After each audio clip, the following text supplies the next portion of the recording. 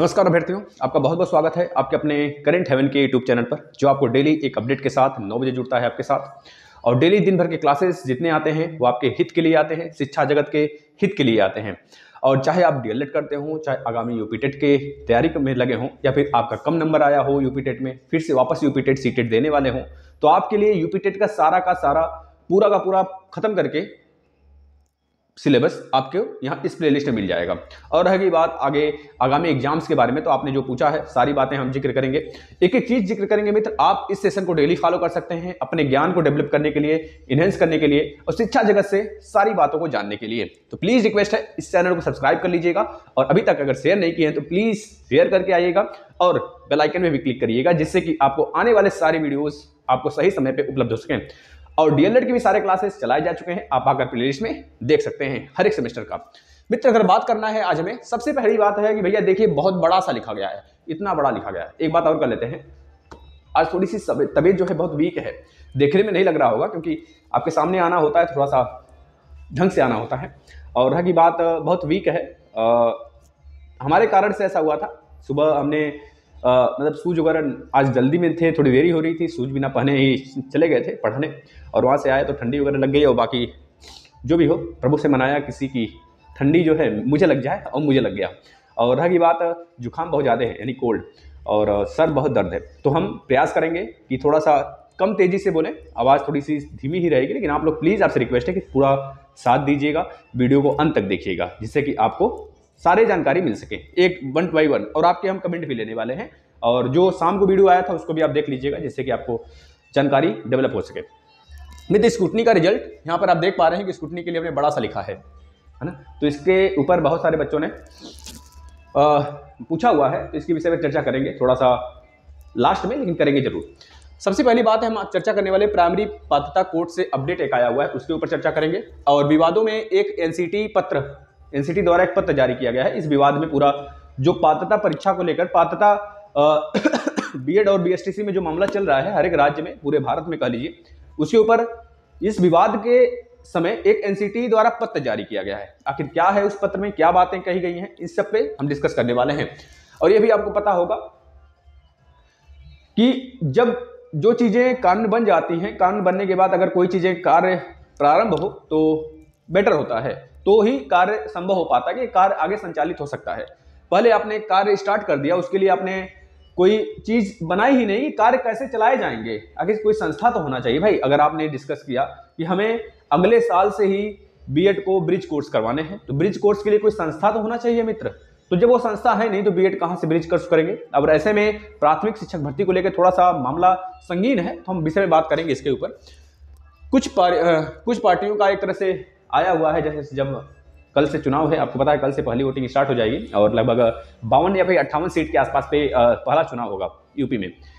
और इसके ऊपर हमको देखने को मिलेगा, कल से पोल भी स्टार्ट हो जाएंगे, और आप देख सकते हैं हर एक न्यूज मीडिया से, है ना, चैनल से। तो इसके ऊपर भी चर्चा करेंगे। आखिर कल हमने बताया था आपको बीजेपी को लेकर, बीजेपी ने क्या अपने शपथ पत्र में 5 साल की आगामी कार्य को लेकर क्या बताया है, आखिर हम पब्लिक को क्या दे रहे हैं, आगामी 5 साल में अगर आएंगे तो पब्लिक को क्या देंगे, जिससे कि लास्ट में या फिर पब्लिक बीच में उनसे सवाल कर सके कि आपने यह बातें कही थी, यह चीजें आपने नहीं की। तो आपने देखा होगा कल का वीडियो, नहीं देखा है तो देख लेंगे।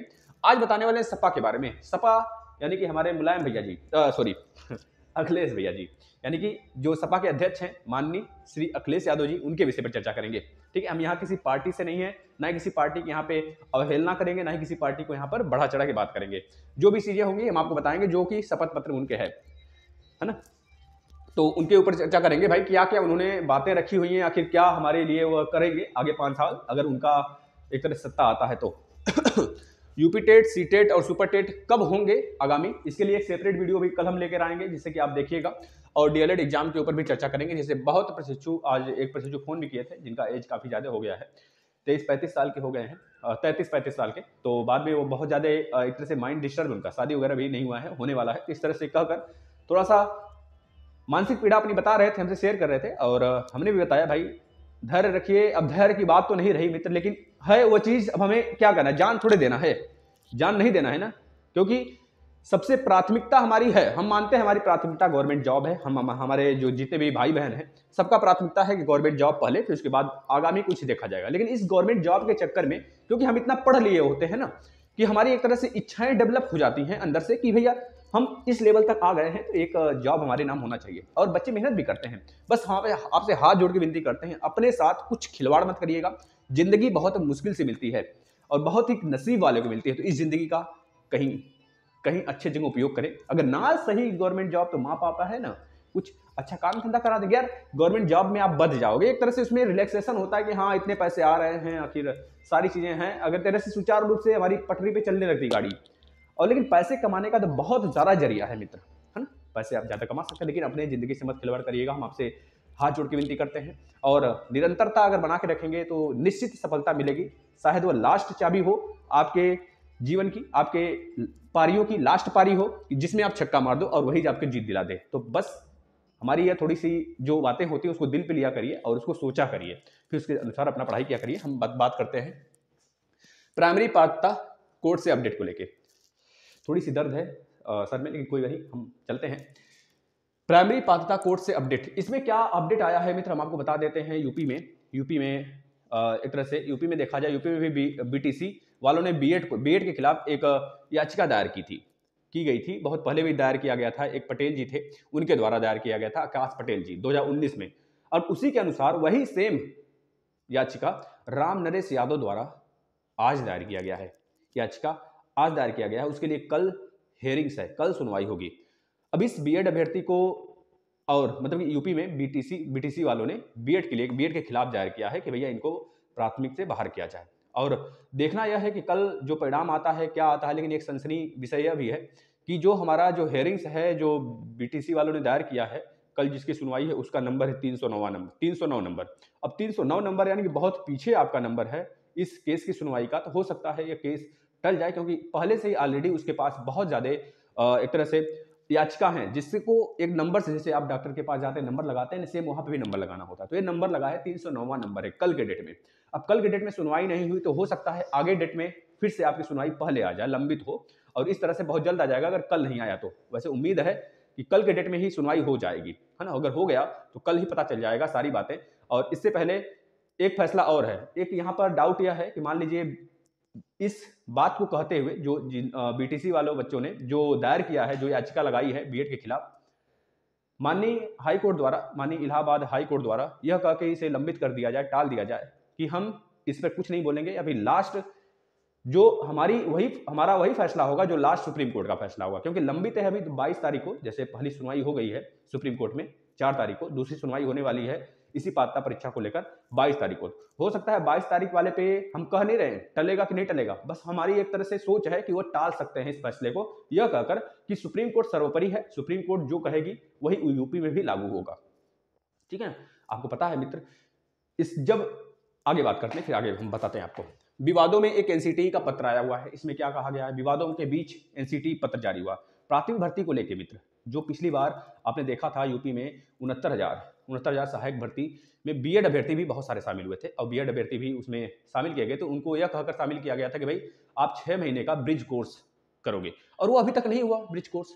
जो 69,000 भर्ती आई थी उसमें जो पहले पारी में, मतलब पहले चांस में, जिन्होंने पहले इनिंग्स में अपना ज्वाइनिंग ले लिया था, उनको ब्रिज कोर्स कराने की बात की गई थी। अब कराने की बात की गई थी या फिर करने की बात की गई थी, दोनों में थोड़ा अंतर है। कराने का मतलब सरकार खुद संस्था बनाएगी फिर कराएगी, अब करने का मतलब वो अपने इच्छा अनुसार करेंगे। अब इच्छा अनुसार करने का मतलब करें तो क्या होता है ब्रिज कोर्स, किस जगह करें, कहां से करें, कौन सी संस्था से करें, यह बात तो होनी चाहिए ना। भारत में कोई संस्था तो ऐसी होनी चाहिए कि जो बीएड है उसको ब्रिज कोर्स 6 महीने का करा दे।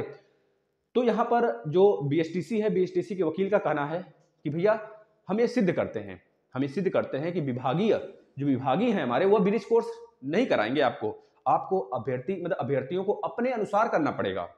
यह बात उन्होंने कहा, जो बीएसटीसी के वकील हैं, यह हमारे द्वारा या फिर विभागीय कोर्स नहीं है, यह आप खुद करेंगे, समझ रहे ना। और वैसी जगह से करेंगे जहां से एनसीटी द्वारा मान्यता प्राप्त हो ब्रिज कोर्स का, वैसी जगह से करेंगे। तो ऐसी संस्था हो तब ना आप करेंगे। बस इसी बात को लेकर जो आपके राजस्थान यानी कि जो आपका जोधपुर हाई कोर्ट है, माननीय जोधपुर हाई कोर्ट है, उनका भी फटकार उसके द्वारा भी फटकार लगाया गया सुप्रीम कोर्ट को। भाई जब ऐसी व्यवस्था थी ही नहीं आपके पास, तो क्यों बीएड अभ्यर्थियों को आपने प्राथमिक में पात्र किया? जब ऐसी व्यवस्था करा लेते, ऐसा सिस्टम पूरा तैयार हो जाता कि ब्रिज कोर्स होगा, तब आप पात्र कर लेते। अन्यथा अब जो सिचुएशंस बनाए जा रहे हैं, एनसीटी ने नया कोर्स लॉन्च करेगा, पूरी की पूरी जो बीएड है, डीएलएड है, बीएसटीसी सबको मिक्स करके एक कर दिया जाएगा। अब से वो ब्रिज कोर्स भी उसमें इंक्लूड हो जाएगा। लेकिन इसके पहले वाले जो बीएड अभ्यर्थी हैं, जैसे हम लोग हैं, तो क्या उनको ब्रिज कोर्स के लिए एक संस्था बनाई जाएगी, या फिर वह कहां से करेंगे? इस बात का जब आपके पास कोई प्रमाण न था, तो क्यों आपने यह वैलिड करा कि भाई इनका वैलिड होगा प्राथमिक में, ये वैलिड होंगे प्राथमिक में? इस सब बातों को लेकर एक तरह से देखा जाए तो नॉइज ने, NIOS जो है एक बार ब्रिज कोर्स कराई थी इन्होंने, लेकिन उसके बाद से कोई हमको ब्रिज कोर्स दिखा ही नहीं, और ना ही किसी एक राज्य में है। यह किसी भी राज्य में नहीं, यूपी में भी नहीं है, राजस्थान में भी नहीं है। राजस्थान में नहीं है, इसी वजह से राजस्थान ने उन्हें बीएड को प्राथमिक से बाहर कर दिया। अब देखना यह है कि सुप्रीम कोर्ट क्या फैसला सुनाती है, सुप्रीम कोर्ट द्वारा क्या फैसला आता है कि बीएड अभ्यर्थी यूपी में अलाउ होंगे कि नहीं प्राथमिक के लिए। तो ये सारी बातें हैं। अभी यह टाला गया है 22 तारीख को अपडेट आएगा, उसके द्वारा आपको सूचित किया जाएगा। आप लोग बने रहिए। अब देखिए यहाँ पर हम आपको कुछ चीजें बताते हैं, इसको हम बताते हैं अभी। अब यूपी टेट, सी टेट और सुपर टेट की बात कर लेंगे, तो इसके लिए हम सेपरेट वीडियो बना देंगे, उसमें चर्चा कर लेंगे कब आएगा, ठीक है ना, घबराइए मत। अब स्क्रूटनी की बात कर लें, स्क्रूटनी के रिजल्ट की, फिर इसके बाद इस पे आते हैं और इसको बताते हैं। स्क्रूटनी के रिजल्ट की बात करें तो देखिए, पहली बात है आप लोग को स्क्रूटनी भरना ही नहीं चाहिए। हम जो कहते हैं बात साफ कर रहे हैं, आप स्क्रूटनी का फॉर्म फालतू का भरते हैं। एक मिनट, थोड़ी सी छींक आ रही थी और चली गई, कोई नहीं। अब स्क्रूटनी का रिजल्ट की बात करें तो स्क्रूटनी का रिजल्ट 12 तारीख को प्रस्तावित था। अब है कि नहीं है, 12 तारीख तक आपके रिजल्ट आ जाने चाहिए अगर सारी चीज़ें सही रही तो। अब ऐसी तो कोई सूचना है नहीं कि 12 तारीख को आपके रिजल्ट आएंगे, अभी तक कोई नहीं है। 10 हो जाएगा कल, इसके बाद 11, 12, यानी कि 2 दिन 3 दिन के अंदर अगर आ जाता है रिजल्ट तो ठीक है, अन्यथा यह लंबित हो गया मित्र, समझ रहे हैं ना, एक तरह से केस है। और इसका भरपूर फायदा उठाते हैं हमारे पीएनपी सचिव जी। पीएनपी सचिव जी को कुछ नहीं, कोई एक्टिव उनके अंदर है ही नहीं, है ना। जिस प्रकार से उपाध्याय सर थे, बिल्कुल एक्टिव रहा करते थे डीएलएड को लेके, इनके अंदर कोई मतलब थोड़ा सा भी एक्टिव या फिर सक्रियता दिखता ही नहीं इनके अंदर। और यह किस प्रकार से काम करते हैं, डीएलएड को किस प्रकार से सोचते हैं, ये तो भगवान ही जाने, और भगवान ही भला करे हम प्रशिक्षुओं का। अब देखना यह है मित्र कि स्क्रूटनी का रिजल्ट कब आता है। जो गाइडलाइंस के अनुसार देखें तो 3 महीने के अंदर कोई सा भी रिजल्ट आ जाना चाहिए, चाहे वह हमारा स्क्रूटनी हो, चाहे जिस भी सेमेस्टर का एग्जाम हो, 3 महीने के अंदर अंदर आ जाना चाहिए। अगर इनके द्वारा डिले होता है तो उनसे फिर वह सवाल जवाब नहीं किया जाएगा कि भैया क्यों आपने डिले कराया, इस एग्जाम को डिले क्यों कराया आपने। आप तो अपनी गाइडलाइंस के हिसाब से कहते हैं प्रमोट नहीं करेंगे, गाइडलाइंस में लिखा हुआ है सारी बातें, तो ये गाइडलाइंस में नहीं लिखा है 3 महीने के अंदर आ जाना चाहिए। लेकिन कौन समझाए आपको, आप हैं खैर बड़े आदमी, है ना, एक उच्च पद लेकर बैठे हुए हैं, जाहिर सी बात है आप सारे लोगों को दबा देते हैं अपने उच्च पद से। लेकिन याद रखना, आवाज नहीं दबेगा, व्यक्ति दब जाता है, लेकिन आवाज उठता रहता है, और आवाज उठता रहेगा। इतिहास का एक एक पन्ना छान लीजिए आप, और जब जब आवाज उठा है ना, और जब जब आवाज दबा है, तब तक कोई ऐसा बंदा आवाज उठाने के लिए आया है जो बहुत ज्यादा नॉलेज वाला हो।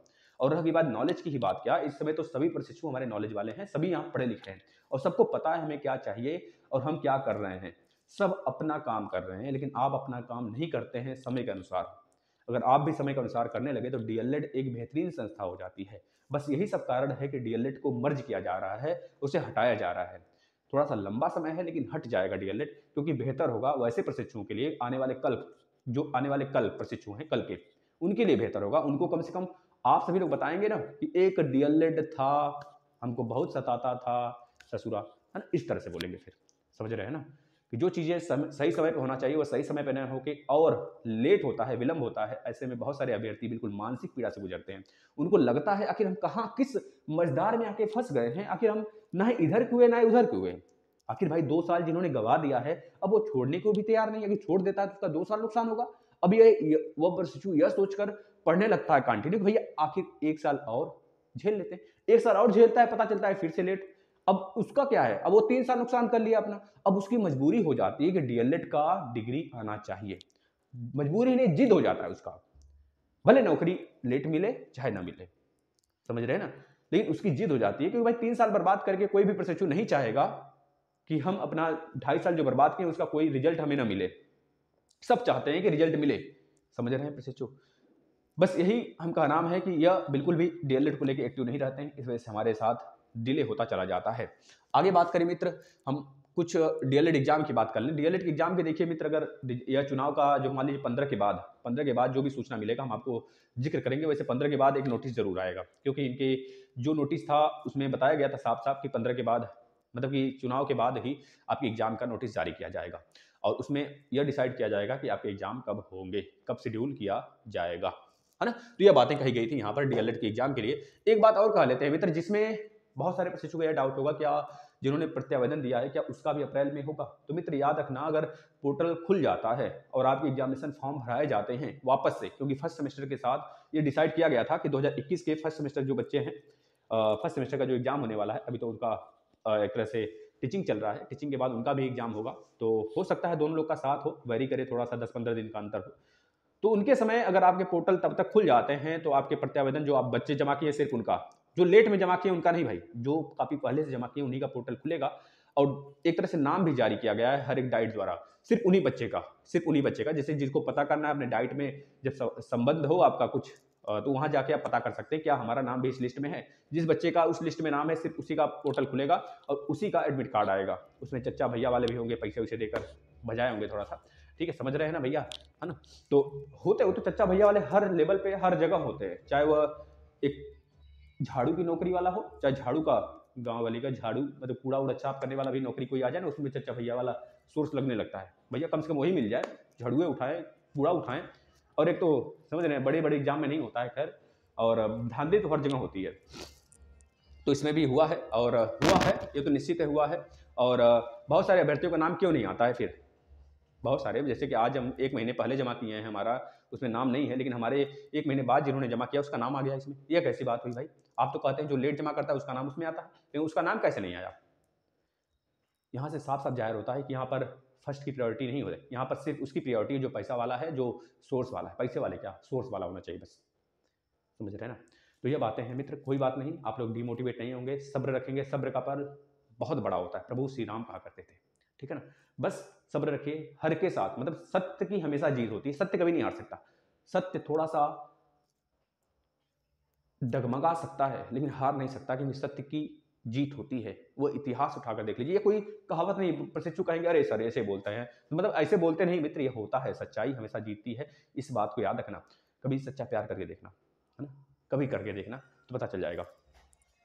स्कूटी रिजल्ट हमने क्या बताया, अब हो गई मुझे भी, है ना। स्कूटी रिजल्ट की बात कर ले मित्र, तो स्कूटी रिजल्ट जो है आपका कब आएगा हमने बता दिया, हो सकता है लास्ट, यानी कि इतना समझ लीजिए पेपर के पहले आ जाए, एग्जाम के पहले आ जाएगा। और यह एग्जाम जो है आपका एग्जाम डीएलएड का एग्जाम जो है ये आपका अप्रैल मिड तक, यानी कि मार्च लास्ट तक संभावित हो जाएगा। इतना मान के चलिए अप्रैल स्टार्टिंग में आपका हो सकता है एग्जाम स्टार्ट भी हो जाए। तो हम विनती करते हैं कि आप लोग पढ़ रहे होंगे, जो बच्चे अब सोच के बैठे हैं ना कि प्रमोट हो जाएंगे, तो प्रमोट नहीं होंगे। सेकंड सेमेस्टर में जिनका बैक है प्लीज वो तो बिल्कुल भी एक्टिव रहें, एक भी क्लास ना छोड़ें चैनल का। अब आपके लिए ही चलाया गया है मैथ का सेशन दोबारा क्या तिबारा से चलाया गया है, प्रीवियस ईयर सब करा दिया गया, सारे सेमेस्टर का करा दिया गया प्रीवियस ईयर, यूपी टेट का सारा कोर्स खत्म है भाई। आप खुद सोचो मित्र, इतना अकेले कर पाना बहुत मुश्किल होता है, लेकिन कुछ प्रशिक्षुओं को लगता ही नहीं है कि सर लगता है बहुत बड़ा पैसा छाप रहे हैं। पैसा नहीं छपता है यहाँ पर, ठीक है, मेहनत किया जाता है, मेहनत करो, पैसे का ध्यान मत दो, मेहनत करोगे ना पैसा हर तरफ से आएगा। पैसे का क्या जी, पैसा मेहनत पे डिपेंड करता है, जितना मेहनत करोगे उतना फल मिलेगा, आज नहीं तो कल पक्का मिलेगा। हमें कुछ नहीं मिलता, हम बता दें मित्र ना, आप सोच रहे हो लाख 1.5 लाख कमाते हो, नहीं, यह होता है कि काम हो जाता है अपना, और हम बहुत ज्यादा कमा के क्या करेंगे बताना, क्या करेंगे, संस्था में ही लगा देते हैं। सबसे बड़ी बात हमारी यह है ना कि हम, खैर क्या बताना, हम कभी बताएंगे अपने से, और वो सारी चीजें हम बताएंगे, बस आप चैनल बड़ा करो। ये पूरा का पूरा प्लेटफॉर्म आपका है, आपका दायित्व तो है, जब इससे कुछ सीखते हैं आप इसको शेयर करिए, टैग करिए, फेसबुक पे शेयर करिए, जिससे कि सारे क्लासेस देखकर बच्चे आएँ और आपका मनोबल बढ़े। समझ रहे हैं, जब डिफरेंट बच्चे होंगे तो डिफरेंट प्रकार के क्वेश्चन जनरेट होंगे और काफी अच्छा लगेगा आप लोग को भी। तो प्लीज आपसे रिक्वेस्ट है, डीएलएड के हर प्रशिक्षु से रिक्वेस्ट है, अगर वह यूपी टेट के केवल तैयारी करने वाले हैं तो उनसे भी रिक्वेस्ट है कि आप लोग शेयर करें, प्लीज उनसे रिक्वेस्ट है ना, कि जिससे कि आप हमारी मेहनत को सफल बना सकें। एक तरह से हम मिलकर जब मेहनत करेंगे ना तो बहुत मजा आएगा मित्र, समझ रहे हैं ना। तो आप भी और हम भी लगे हैं, देखते हैं कहाँ तक पहुंचता है यह हमारा पूरा का पूरा प्लेटफॉर्म। पहुंचाना है आपको है ऊंचाई तक, अब कितना ऊंचाई तक पहुंचाना है आप खुद तय करोगे मित्र। डीएलएड एग्जाम की बात हो गई मित्र। अब हम बात कर लेते हैं थोड़ा सा कुछ पार्टी, आपका थोड़ा सा कमेंट ले लेते हैं।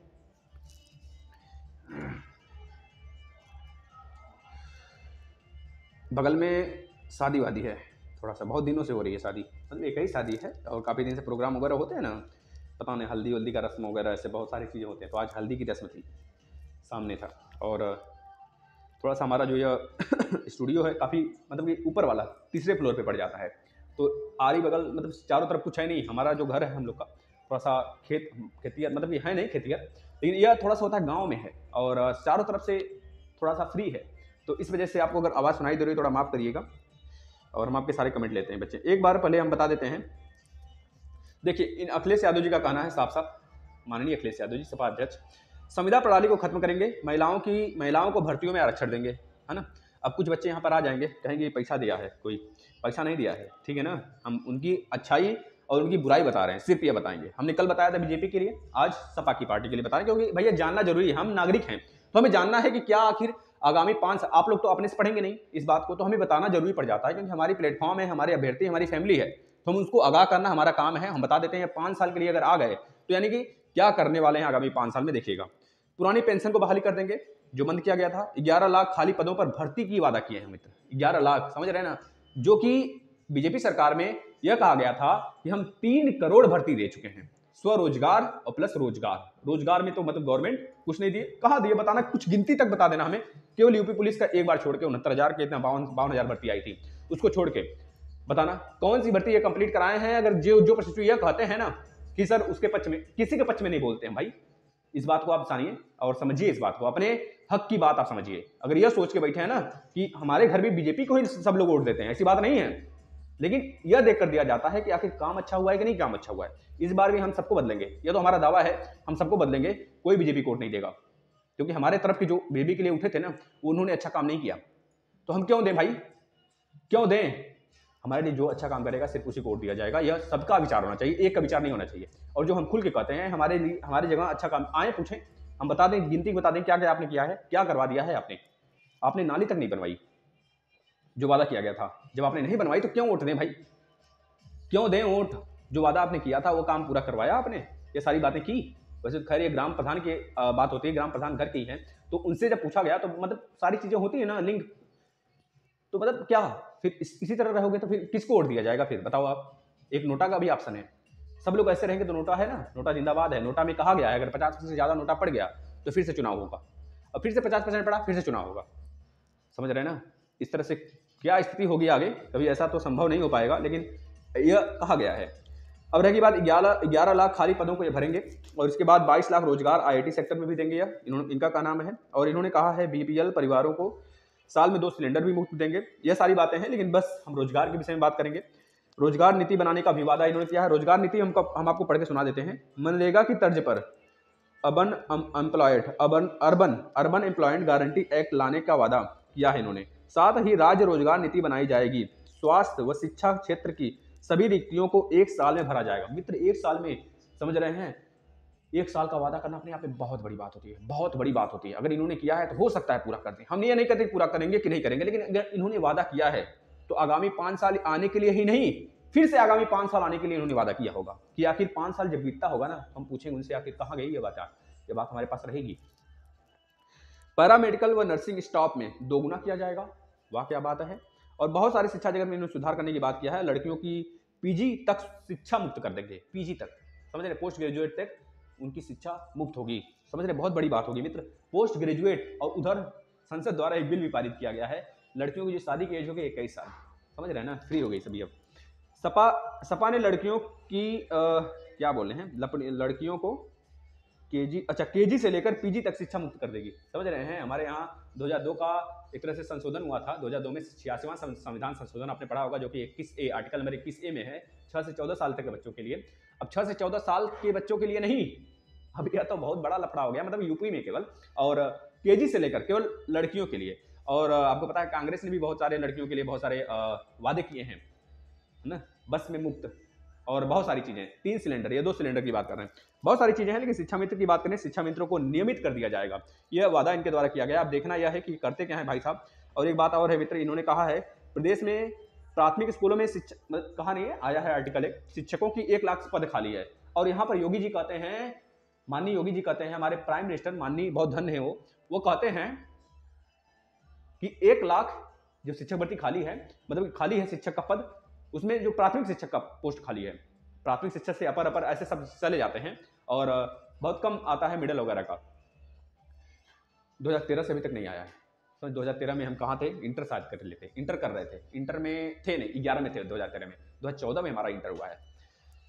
तो इस तरह इन्होंने वादा किया है, और इनका का नाम है कि 1 लाख पद खाली हैं, लेकिन मतलब कि यहाँ पे जो विपक्षी मतलब जो पार्टी है, जो पक्ष में पार्टी है, जो सत्ता में पार्टी है, इनका का नाम है कि जो शिक्षक भर्ती आएगी वह समय के अनुसार आएगा, समय को देख कर लाएंगे, यानी कि समझ लेना 2024 से पहले नहीं आने वाला है। कल एक वीडियो बनाएंगे यूपी टेट, सी टेट और स्टेट के लिए, उसमें जिक्र करेंगे सारी बातों को, तो आप समझिएगा, और लीगल होगा या इलीगल बातें आपको नहीं बताई जाएंगी। हम आपका थोड़ा कमेंट ले लेते हैं। राजन कुमार जी का कहना है सर होमवर्क आंसर 5। हाँ भैया, होमवर्क का जो हमने क्वेश्चन दिया था इन्होंने 5 बताया, गुड। स्वाति गंगवार जी, ठीक है, हम आपका कल डिस्कस कर लेंगे प्रश्नों का। प्रियंका गौड़ जी का कहना है डीएलएड का एग्जाम कब तक होगा, मार्च में हो जाएगा 3rd सेमेस्टर का, प्लीज सर बताइए। देखिए मार्च में पूरा का पूरा उम्मीद है कि लास्ट मार्च तक आपके डेट आ जाएंगे। इसके बाद ध्रुव बर्नवाल जी का कहना है सर 1969, ठीक है भाई, थैंक यू। राजन कुमार जी का कहना है गुड आफ्टरनून सर जी, अच्छा वो बहुत मतलब वीडियो देखे थे तब कहे थे। आगे देखते हैं, नीतू यादव, हाँ अनु यादव का कहना है कि 4th सेमेस्टर का नोटिफिकेशन, 1 मिनट, 4th सेमेस्टर का नोटिफिकेशन जो है इंग्लिश का दे दिया करिए सर प्लीज़। देखिए भाई 4th सेमेस्टर का इंग्लिश भी स्टार्ट करेंगे, लेकिन आपकी संख्या बढ़ जाए तो, ठीक है भाई, हमने सारे सब्जेक्ट पढ़ा दिया, लेकिन बस संस्कृत और इंग्लिश नहीं पढ़ाए हैं, तो बस आपकी संख्या बढ़ा लीजिए, संस्कृत इंग्लिश भी पढ़ा देंगे, क्योंकि पढ़कर ही पढ़ाना है मुझे। ज्ञानती Kumari ji, thanks sir, thank you बेटा, थैंक यू सर मोटिवेशन के लिए, थैंक यू बेटा। सपना चौधरी जी का कहना है, भाई सपना चौधरी भी आ गई, देख लो।